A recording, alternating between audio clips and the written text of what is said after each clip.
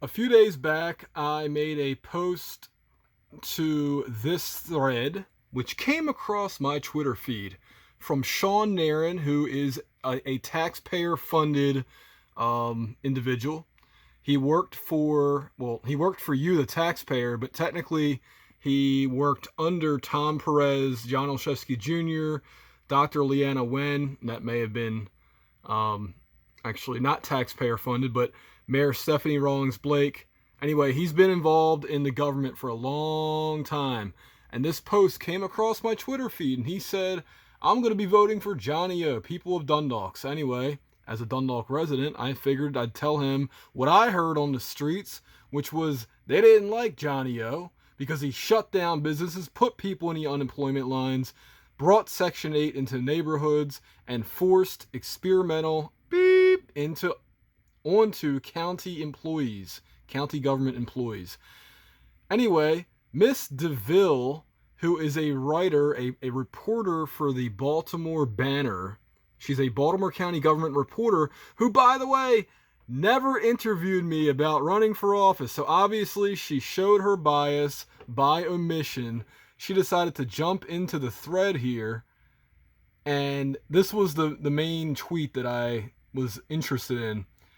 She says, I don't know what unemployment lines are, but the unemployment rate skyrocketed across the U.S. and feds tried to mitigate economic impact with boosted unemployment benefits, not under the CE's control.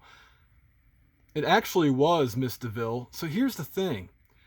When you sign up to be a county executive, you tell people, you tell the voters, I am going to defend your rights. It is actually the oath of office. It says, I'm going to defend your rights. So at any point, John Olszewski Jr. could have said, Governor Hogan, what you're doing is a violation of Article 44 of the Maryland Constitution's Declaration of Rights. I highly recommend, Miss DeVille, you look into Article 44. So anyway, she just responded to one of my messages by saying, I know it's embarrassing to be corrected publicly by a young woman. No, I don't care about that. First of all, I'm not embarrassed. You can't do that to somebody who's my age, okay? You cannot do that. I've been embarrassed plenty of times when I was younger. At this point, there's no shame. Unemployment lines haven't existed since the internet. So, of course, my reply to this is, I appreciate the semantics lesson.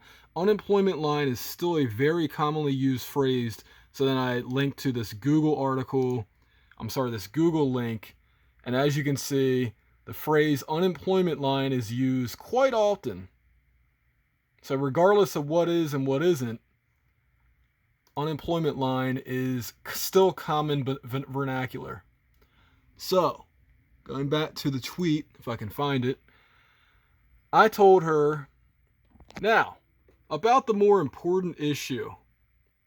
Let's talk about that. And I'll put that on screen only because, again, I'm afraid of, the algorithm, as it were, tracking this video down. This is what matters most to me. Not semantics, not whether unemployment line, look, they could be virtual or not, right? I hope she writes this story about what's really going on. Put your bias towards John Olszewski aside and understand that there are people out there right now being hurt. There are people out there being hurt. I will click on this right now, and you can see every day there are more and more stories being added to this website. Look at this. Every single day, more and more names and stories. There are videos. Okay? So maybe you don't believe their words. Maybe you don't believe their pictures. Well, please, we also have videos. We have podcasts. We have newsletters. We have a forum over there.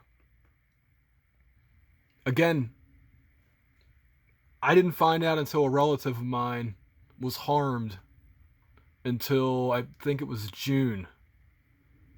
But, yeah. So, Miss DeVille, please look at the bigger picture. And I dare you to tell the truth about what's really going on. Thank you.